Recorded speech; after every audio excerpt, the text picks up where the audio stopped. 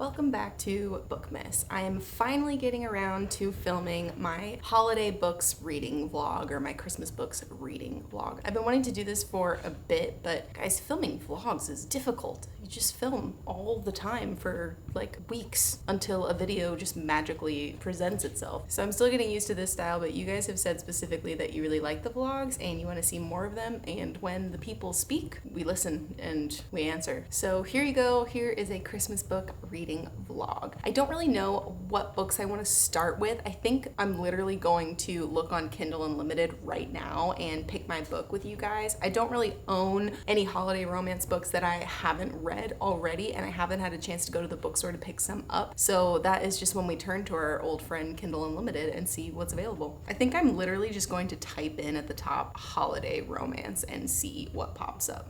Okay, so the very first book at the top of the list is called Holiday Romance, and it is by far the most rated book in this list that pops up. It says Holiday Romance, a totally hilarious and unforgettable Christmas romantic comedy by Catherine Walsh. I've never heard of Catherine Walsh and I've never heard of this book, but it seems like we are being led to read it. I think it takes place in Ireland, and it follows two friends as they're trying to travel home for Christmas. So that, I guess, checks all of my boxes. I have to leave for work in about 20 minutes, so I'm gonna spend that next bit of time starting this book and reading it, and depending on how long or short it is, maybe we can even finish it by tonight. That's a very ambitious goal, but it's good to have goals. So let's get into this one.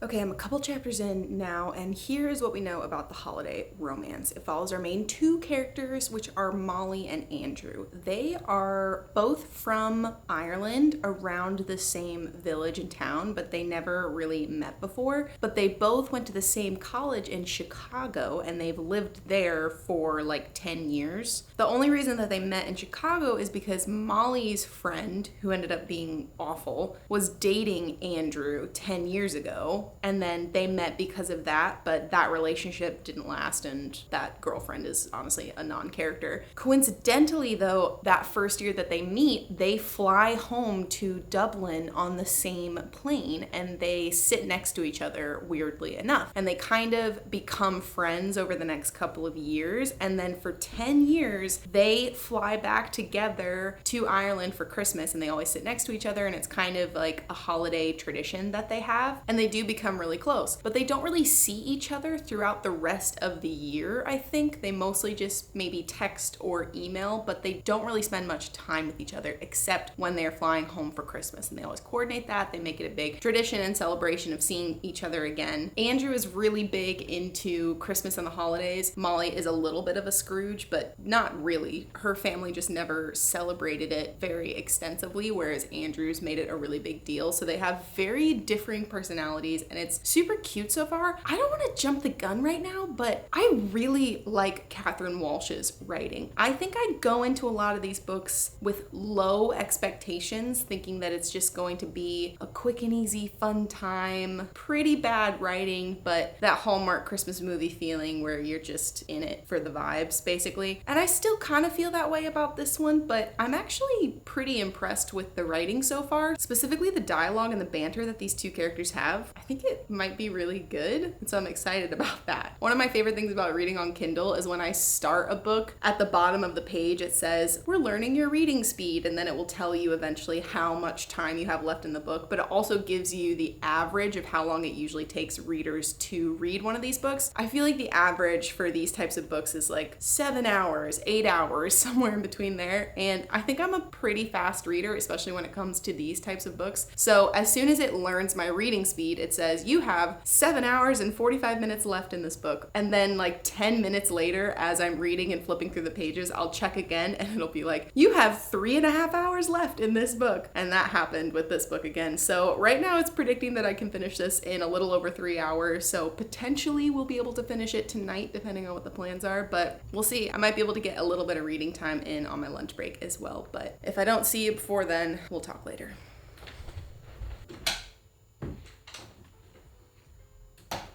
It has been a very long day. I was able to read a little bit on my lunch break and a little bit when I got home before doing some dinner and some errands. And now I am ready to just end the night reading as much as I can of this book. So I think I actually got pretty far. It seems like a relatively short read. Oh wait, hold on.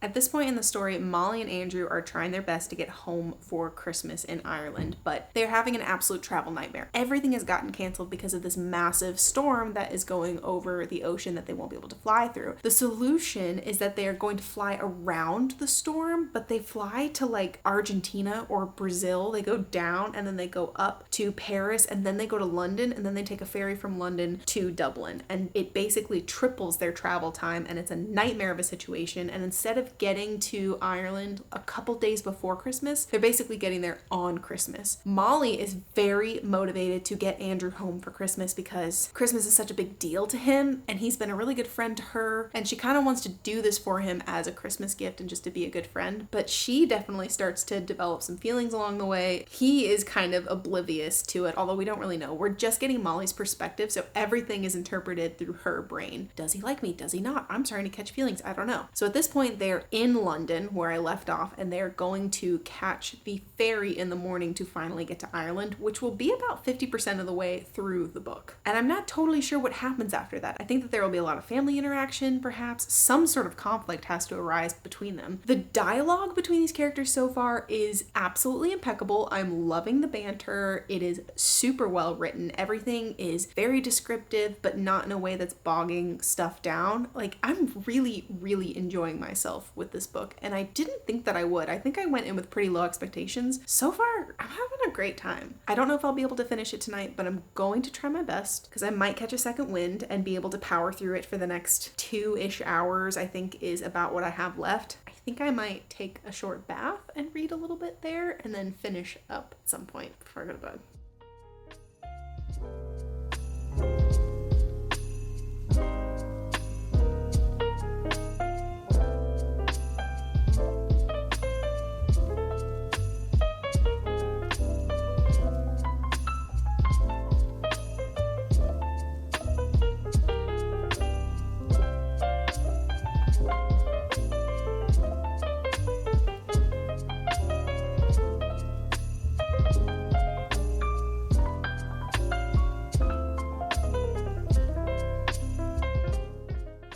Okay, it is now almost 10 o'clock. I have been reading for nearly 3 hours now. My eyes are about ready to pop out of my skull, but I finished the holiday romance, which is exciting. Honestly, I really liked it. I was not expecting to like it as much as I did. I was mostly just really impressed by the writing. I think that I have very low expectations with the writing style going into these types of cheesy romance books, especially some that's just like Kindle Unlimited, it's free, you can download it at any time, and you know, there's not a ton of reviews for it, but again, I only read it because it was at the top of the list of holiday romance because of the name of the book. So I honestly wasn't expecting a lot, but I was really, really pleasantly surprised. I think the writing was really good. The characters I liked a lot. The author gave them pretty real world issues that they were having to deal with and go through. Andrew, our main character, right in the beginning, I think it's one of the first chapters that you read, basically tells Molly that he is sober now, and he decided to become sober not necessarily because he was like full-blown alcoholic getting drunk every night, but he just didn't like the little dependencies and the little thoughts that he was having about alcohol that was getting him through the week, and it was maybe 1 or 2 drinks a night, never getting drunk, but he still had that dependency on alcohol. And so the whole time for Andrew, he is really nervous to go home and tell his family, who is Irish, and drink a lot for holidays. It's one of the things that's really important to them around Christmas specifically, specifically, he has to tell them that he's sober now. And then that, of course, opens up a lot of awkwardness and weird conversations. And I actually thought that the way the author, Catherine Walsh, handled that entire issue was really respectful, really well done. I liked it a lot. Molly and Andrew's chemistry throughout this book is top notch, and I don't usually love a friends to lovers relationship. I like books where you are with them at the very beginning of their relationship. Maybe they're meeting for the first time, or maybe they're in enemies to lovers things and they don't really know each other yet. And then throughout the course of the book, they get to know each other and that's how they fall in love. With friends to lovers, it's always a little bit different because they already know each other really well and then they have to slowly start developing feelings that are more than platonic. I don't usually gravitate towards those books, but this one was just great. It was really great. I may go a little bit more in depth with the review at the end of this video, but it's time to move on to our next Christmas book. I think I'm going to read The Christmas Tree Farm, which is part of the Dream Harbor series, and the book that got really popular out of that series was The Pumpkin Spice Cafe, and I see the covers everywhere. I see the books all over Barnes & Noble and on TikTok and Bookstagram, so I think I'm going to give that one a shot. Not tonight. I can't read any more tonight, but I'm definitely going to start it tomorrow morning. That one is also really, really short, and I have a shorter day at work tomorrow. I think I'll be able to finish that tomorrow as well, so we will see how that goes and talk later, but for now, I'm going to bed.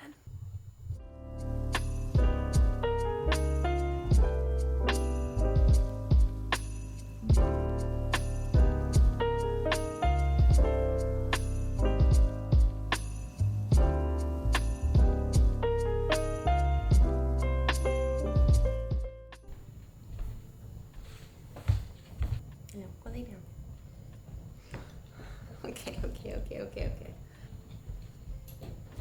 She's on the couch. Good morning, everybody. It is 7:50 in the morning. It's just starting to get light out right now, and something happened last night. So I finished reading the holiday romance at about 10 p.m. and then I was ready for sleep. I was ready to just go straight to bed at that point. And so I went and I brushed my teeth and I washed my face and I got ready for bed. And as I was getting into bed, my husband was reading next to me and I kind of started to get a little bit of a second wind. So I was like, I could read a little bit more. I'm feeling a little bit more awake. Jake's reading next to me. I might as well. And I didn't pick up The Christmas Tree Farm because I wanted to start it this morning in this video. Instead, I picked up Small Things Like These by Claire Keegan and I read the entire thing. And granted, this is a very short book. It's about 114 pages and I feel like the font is pretty big and the margin's pretty wide, so it didn't take me super long, but somehow I just laid in bed with the intention to just read a couple pages until I got sleepy again, and I read the entire thing. I went to bed around midnight, so I'm a little bit tired this morning. The real kicker is that after I finished the book, I still didn't go to bed immediately because this book follows I think they're called the Magdalene Laundries of Ireland. This one takes place in about the 1980s, and I didn't really have a lot of history on that, and you don't even get the name of what that is until the author's note at the end. And as soon as I got that name, I just went on a deep dive of articles and Wikipedia and so many different historical accounts of these laundries that were taking place in Ireland. The last one closed in like 1996, so not even that long ago, and that kept me up for a while for sure. So I didn't go to bed super early last night. I did read an entire other Christmas book. I will give my review of it probably at the end of the video. Now it's time to devote this morning before I have to go to work reading as much of The Christmas Tree Farm as I can. I think it's about 350 pages, and I really don't think it's going to be a long read. This seems like it will be super easy to get through, so I'm hoping to get through a lot this morning, actually.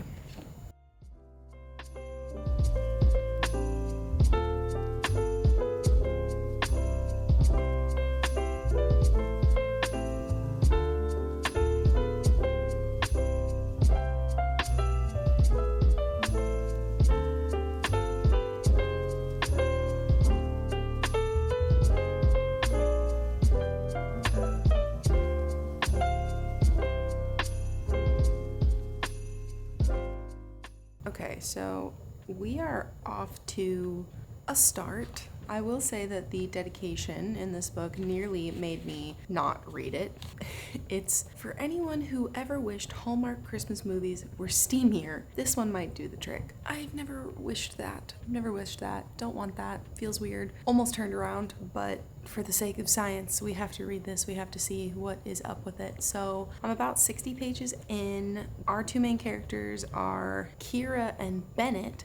Kira, I don't know a lot about her yet, but she comes from a really rich family and is trying to separate herself from that family and become a different person and not really be defined by wealth. And so one day she spent all of her trust, maybe, or all of her money that she's gotten from her family on a Christmas tree farm, but she didn't know it was a Christmas tree farm when she bought it. She just thought it was a farm. And I think they give some sort of throwaway comment like, well, maybe the previous owner was trying to swindle her and didn't tell her that it was a decrepit, dying Christmas tree farm when she bought it. But I also just kind of think she's a little bit stupid. So she bought a Christmas tree farm. The house is in horrible condition. She's freezing every night because there's no heat. She's sleeping in the living room in front of the fire. The Christmas tree farm, now she's trying to get the business back up and running with zero previous experience with running a business, let alone something as niche and specific as a Christmas tree farm.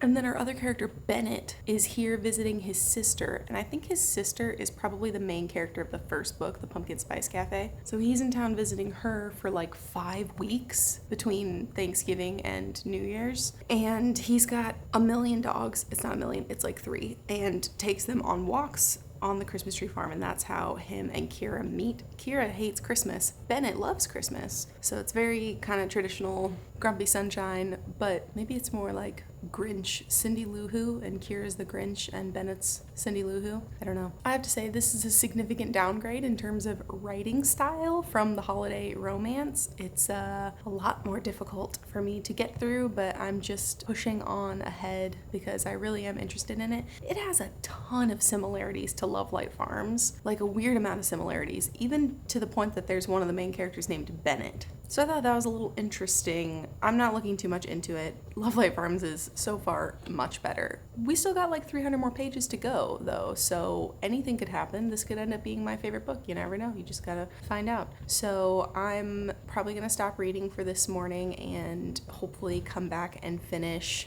maybe after work or tonight. I don't know. I'll see you when I see you. Listen, I know I film in pretty much the same location every single time. Turns out it's winter, which means that it is dark before I leave for work, and it's pretty much dark when I get home from work. So I feel like every single setting feels like it's the exact same day, but I promise it's not. It's been a couple days since I have filmed, and I am just about done with the Christmas tree farm, literally and emotionally.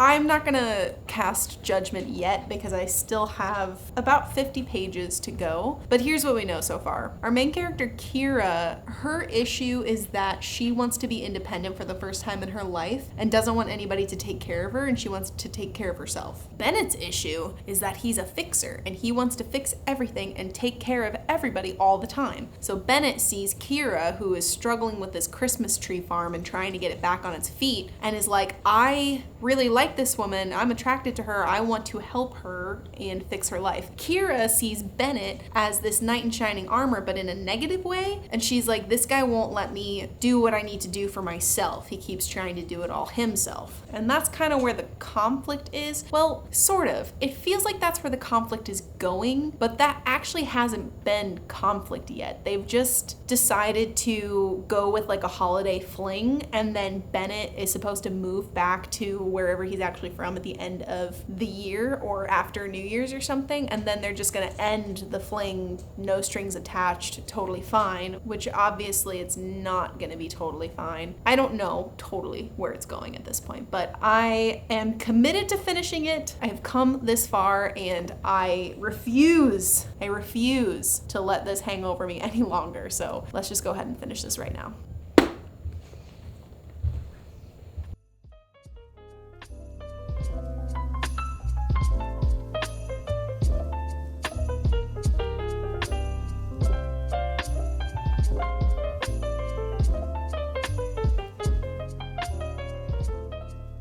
I need to move closer to the fire because I'm getting a little bit cold, but we are on the epilogue, only a little bit more to go.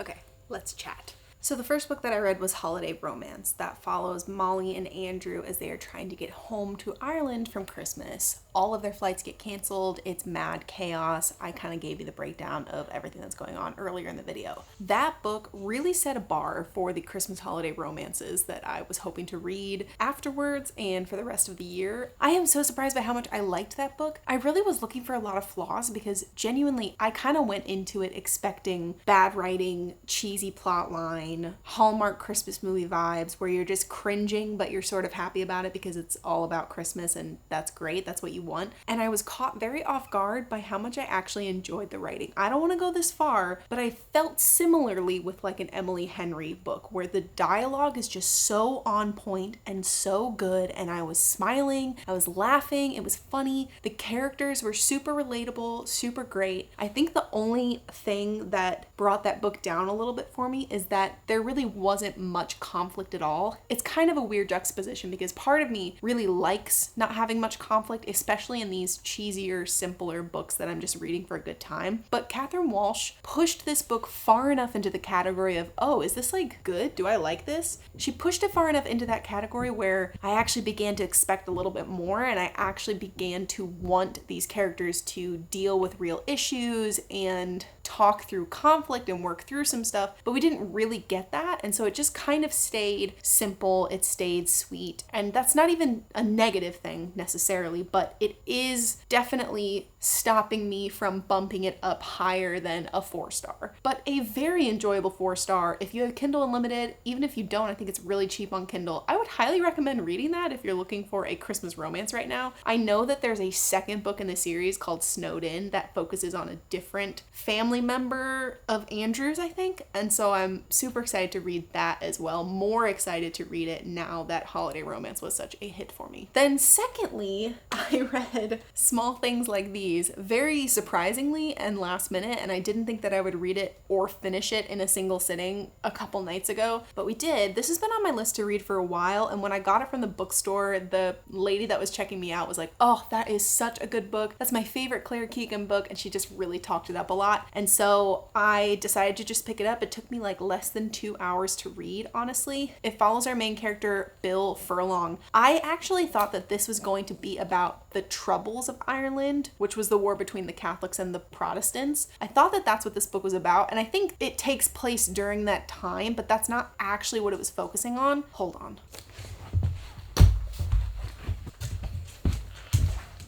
All right. So it wasn't exactly focusing on the Troubles like I thought it was, but instead it's focusing on the Magdalen laundries. And that was kind of a fix for like a women's shelter in Ireland for a couple hundred years where they would take fallen women off of the streets, which I think the initial intention was prostitutes, but it turned into just somebody, if you had had a child out of wedlock, whether or not it was your choice, there were a lot of women that were taken into these Magdalen laundry institutions who were assaulted and still were treated as a fallen woman, and their facilities, the asylums that they were put in, run by the Catholic Church and by nuns, was really horrible. Such bad living conditions, insane types of abuse. There's mass graves.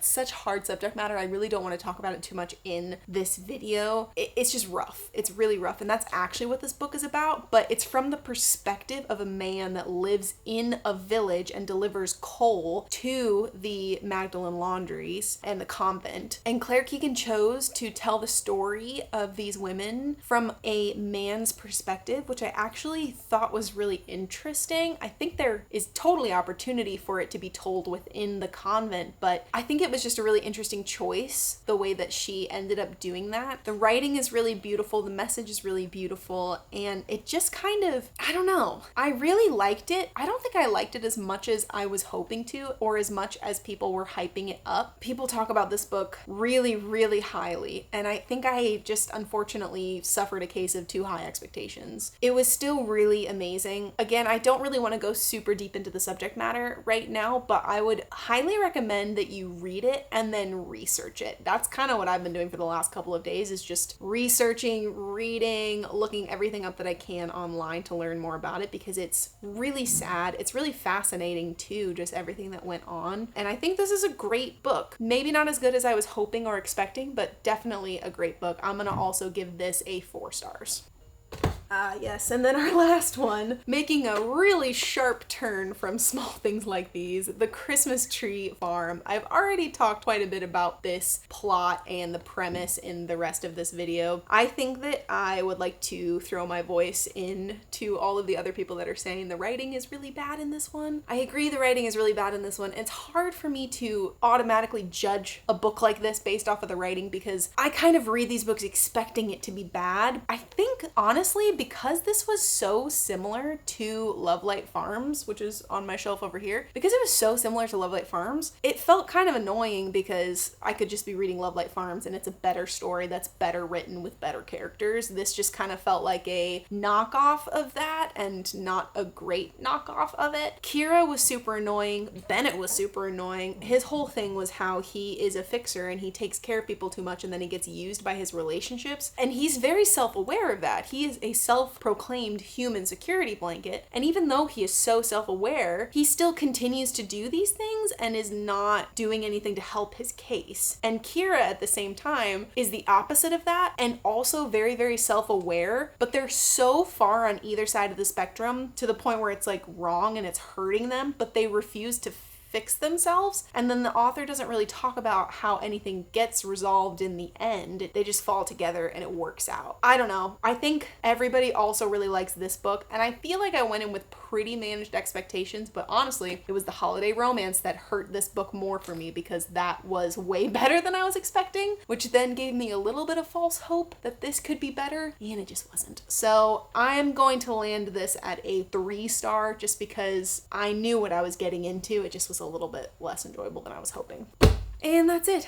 That's all I got for you guys. A couple of books that I read during this vlog. I'd love to know what you guys have been reading over the Christmas season. Any Christmas themed books specifically, because Christmas is still a couple days away and I'm still reading at this point. So definitely want to get some more recommendations, and I hope you enjoyed this video. And as always, thank you so much for watching and hanging out with me on this corner of the internet, and we will see you again really soon for a couple more days of book